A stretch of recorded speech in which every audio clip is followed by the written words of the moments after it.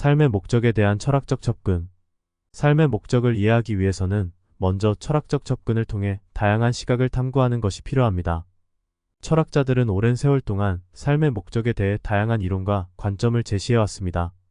한편 에피쿠로스는 쾌락을 삶의 목적으로 보았지만 단순한 육체적 쾌락이 아니라 정신적 평온과 고통의 부재를 추구했습니다. 그는 우리가 추구해야 할 것은 일시적인 즐거움이 아니라 장기적으로 안정되고 평화로운 삶이라고 강조했습니다. 현대 철학에서도 삶의 목적에 대한 다양한 관점이 제시되었습니다. 실존주의 철학자들은 삶의 목적이 본질적으로 정해져 있지 않다고 주장합니다. 장폴 사르트르는 인간은 본질 없이 세상에 던져진 존재이며 각자가 자신의 목적을 스스로 만들어 나가야 한다고 보았습니다.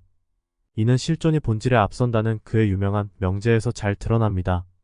사르트르에게 있어 삶의 의미는 외부에서 주어지는 것이 아니라 개인이 자신의 선택과 행동을 통해 부여하는 것입니다.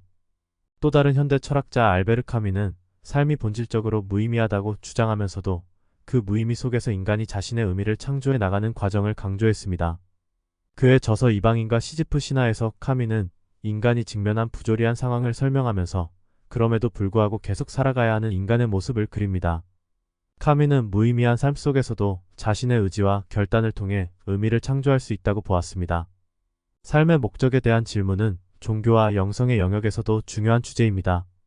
많은 종교는 인간의 존재와 삶의 목적에 대한 답을 제시하며 그를 통해 신앙인들이 자신의 삶의 의미를 부여할 수 있도록 돕습니다. 기독교의 시각. 기독교에서는 인간의 삶의 목적이 하나님과의 관계 속에서 발견된다고 봅니다.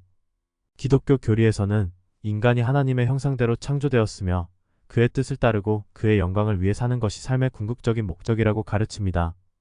이는 주기도문에서 아버지의 뜻이 하늘에서 이루어진 것 같이 땅에서도 이루어지이다라는 구절에서 잘 드러납니다. 기독교 신앙에 따르면 삶의 의미는 하나님을 사랑하고 이웃을 사랑하며 그분의 계획에 따라 살아가는 것에 있습니다. 불교의 시각. 불교에서는 삶의 고통에서 벗어나 깨달음을 얻는 것이 삶의 궁극적인 목적이라고 가르칩니다. 불교의 교리인 사성제에서는 삶이 고통으로 가득 차 있으며 이 고통의 원인은 집착이라고 설명합니다. 이를 극복하기 위해서는 팔정도라는 수행을 통해 마음을 닫고 궁극적으로는 열반에 이르는 것이 삶의 목적이라고 봅니다. 불교에서는 삶의 의미를 자아와 물질적 욕망을 초월한 깨달음 속에서 찾습니다. 빅터 프랭클의 의미치료. 빅터 프랭클은 자신의 저서 죽음의 수용소에서에서 극한의 상황에서도 인간이 삶의 의미를 발견할 수 있음을 보여주었습니다. 그는 나치의 강제 수용소에서의 경험을 통해 인간이 고통 속에서도 의미를 찾고자 하는 의지가 삶의 중요한 동력이 된다고 주장했습니다. 프랭클에 따르면 삶의 의미는 주어지는 것이 아니라 스스로 찾아야 하는 것이며 이는 고통스러운 상황에서도 희망과 생존 의지를 불러일으킬 수 있는 강력한 힘을 지닙니다. 자아실현과 자기초월. 현대 심리학에서는 자아실현과 자기초월을 삶의 중요한 목표로 봅니다.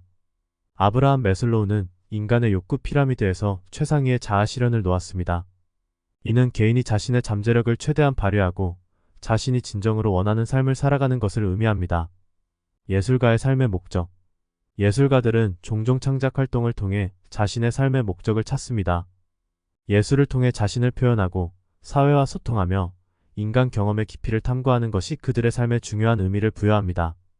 예술가는 창작을 통해 자신의 존재를 확인하고 더 나아가 세상에 자신의 흔적을 남기고자 합니다.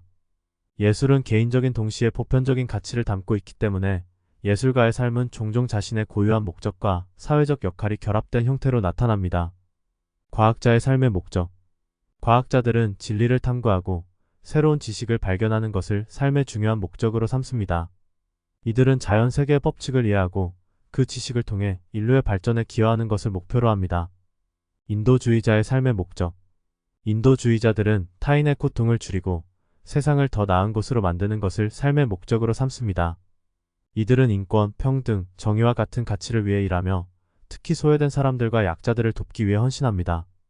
인도주의자들에게 삶의 목적은 자신을 넘어선 더 큰 공동체와 인류 전체의 복지에 기여하는 데 있습니다. 이들은 자신의 행동을 통해 세상의 긍정적인 변화를 이끌어내고 더 나은 미래를 만들어가는 데 기여하고자 합니다. 평범한 사람들의 삶의 목적. 평범한 사람들에게도 각자 고유한 삶의 목적이 존재합니다. 누군가는 가족을 부양하고 자녀를 잘 키우는 것을 삶의 가장 중요한 목적이라고 생각할 수 있습니다. 또 다른 사람은 자신의 일에서 성취감을 느끼고 안정적인 삶을 유지하는 것을 목표로 삼을 수 있습니다.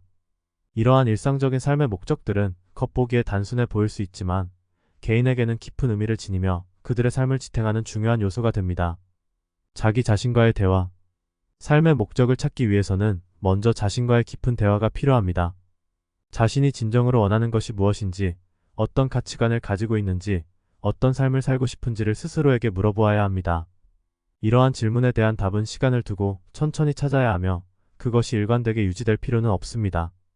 인생의 다양한 단계에서 삶의 목적은 변화할 수 있으며 이는 자연스러운 과정입니다. 의미 있는 목표 설정. 삶의 의미를 부여하기 위해서는 구체적이고 실현 가능한 목표를 설정하는 것이 중요합니다. 이러한 목표는 개인적인 것일 수도 있고 사회적인 것일 수도 있습니다.